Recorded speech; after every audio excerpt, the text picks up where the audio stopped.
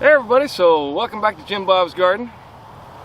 This here is Chloe, otherwise known as Clo-Clo. Clo-Clo is 14 years old, my daughter's dog. And I think that Chloe has probably been in more videos than my daughter. It's kind of sad. But anyway, so what I want to talk to you today about is going to be about what to plant in March. Now I know this is the middle of March, but I didn't want to really talk too much about this prior to, basically all the frost being done and the weather being nice. So I'm going to read this off to you, but first I'm going to get my old man tools. Okay, so got my old man tools. That's what happens when you get old. Can't see nothing. Now I've got my little calendar that I keep on my binder, and it's a handy little tool to have. Mostly because I kind of know now what to plant and what not to plant, but this just reminds me of things that I might want to add to the garden if I forget about it. Alright, so I'm going to go through the list. In March, the thing to plant is bush beans, pole beans, cantaloupe, corn, cucumbers, eggplant, okra, black-eyed peas, peppers, potatoes, pumpkin, summer squash, winter squash, tomatoes, carrots, celery, collards, endive escarole, kohlrabi, leeks, lettuce, parsley, English peas, radishes, and turnips. Now I've got most of these planted, and I'm going to walk you around and kind of show you where I've got a lot of things. Some of it hasn't quite sprouted up yet, but we're going to take a quick look so you can kind of see what I've got growing and what I've got planted. Alright, so come with me. Excuse me, Chloe. Yeah. Alright, so bush beans I've got all along in here. They haven't sprouted up yet. I've got also some here in my square foot garden. Pole beans. I haven't really planted pole beans yet. I want to put them over here in another area. Cantaloupes I haven't planted. I'll show you over here. Well, let me just show you what I do have. One of the things I didn't really mention is basil, which I don't see on this list anywhere. But I got my basil along here, all right, next to my tomatoes, which one of my tomatoes died. Something got it, broke it off. No, I'll have to plant another one. That's why I've got extras. All right, so I do have some there. I got a cucumber there, some garlic chives. A few other things. I've got some more basil, peppers, cabbage. This is kind of cool looking. That is a toothache plant. A little bit of dill here. Alright, we got some onions just starting to come up. I've got some marigold, more tomatoes rather. Another pepper, more basil. Back there, chard, some garlic. Another dill, another tomato. They do say lettuce. Got a couple varieties of lettuce in here, some onions, some more coriander or cilantro, some dill, a couple of small pepper plants. We got peppers over there, some carrots, spinach, broccoli, lettuce. Then over here, we got garlic. I've got some spinach next to that in the middle. Another row that hasn't quite sprouted yet is my more bush beans, some chard, some radish, some chives, tomatoes back here along this row here. And then I've got peas planted that haven't really come up. Some more garlic, some stuff dying back that I got to cut out. And then I've got cucumbers here, cucumbers there, and in the middle here, I'll come around this side.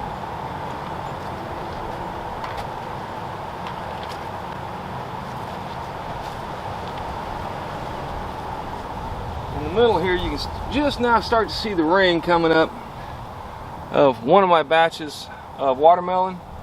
And then back over there is some squash, again in a ring. This is going to be my squash / watermelon bed in here. Corn is planted here, hasn't yet sprouted. Hopefully very soon. I do have some kohlrabi over here, but the ducks have been munching on it and just tearing it up. That's what this here is. So once I get another fence up around here, Whiskers, she's like, how do I get out of here? I know, he's lost.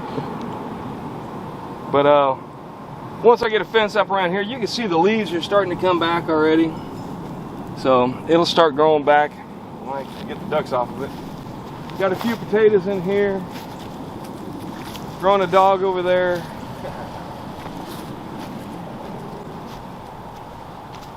In here I've got garlic and onions. Some collards there.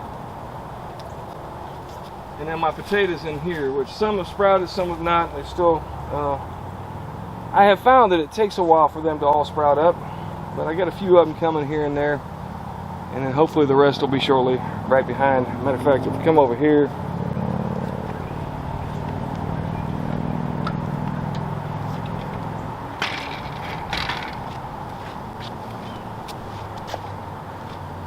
come in here, you can see two freshly sprouted potatoes. So they're coming. It won't be long, they'll all be sprouting up. Alright. Come on, Wick. Oh, it's like, man, I'm good. But Chloe's following us.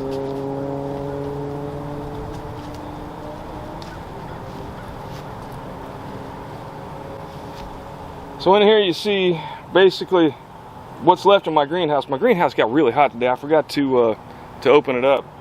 So some things are wilting, but I'm doing the bottom soak real good to hopefully get them to come back. I mean, it got up to like 108 degrees like that quick. These are all things I want to do the bottom soak, let it soak up as much moisture as possible, and hopefully they'll all come back. But I got to find a place for all this in my garden too. So, all right, let's come back over here.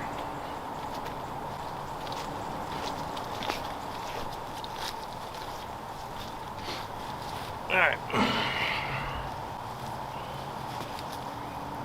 He got out. Did he? Yeah. So basically, now is the time to start everything. To get everything growing in the garden. There's just not a lot that you can't plant right now.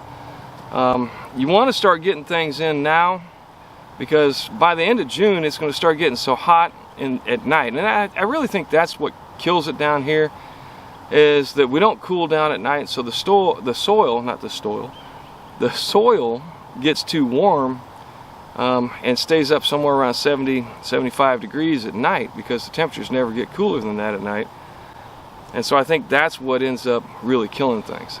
So this year I'm going to try and do a little better with the mulching. And mulching will help to cool the soil to a certain extent, but it's only going to cool it as low as the lowest temperature is until you start getting down deep. So I don't know that I'll be able to keep it, you know, a whole lot cooler than, you know, the average nighttime temperature. But that's just part of the deal. So, you know, I know that one of the things they talk about, I've noticed, is for March, okra, black-eyed peas, eggplant, those are the ones that really stick out to me right now. Now those are all plants that I plant in the summer, because that's one of the few things around here that'll actually survive and do well in the summer. So I'll actually hold off on that. I might get them started in some trays probably next month sometime, so I can put them out. Well, I might actually wait until May or April, but yeah, probably wait until May. That way I can get them out in the June time frame and hopefully have decent sized plants, because they're like one of the few things that will actually grow in the summer here. All right, so that's what I got going on. That's what I'm planting. It's a great time to plant. Today's a Saturday, so by the time you watch this video it'll be Sunday, but you can still plant on Sundays. But this weekend and next weekend will be really good weekends to start getting some stuff out into your garden. I know some people want to wait until April, and that's fine if that's what you want to do. But here in Florida, if you don't get a head start on it, the bugs will come, the heat will come, and your harvest can be damaged or shortened and lessened by the hot temperatures that are surely going to be coming this summer. Alright, so thanks once again for stopping by. Let me know what you think of the video. Give me your input on when you start your planting. But in the meantime, like I said, now is the time to get out as much as you possibly can. Butterfly. To get out as much as you possibly can in the garden before it starts to get to be too late. Alright, give me a like and a subscribe if you like it, and share it with your friends, but most importantly, grow something.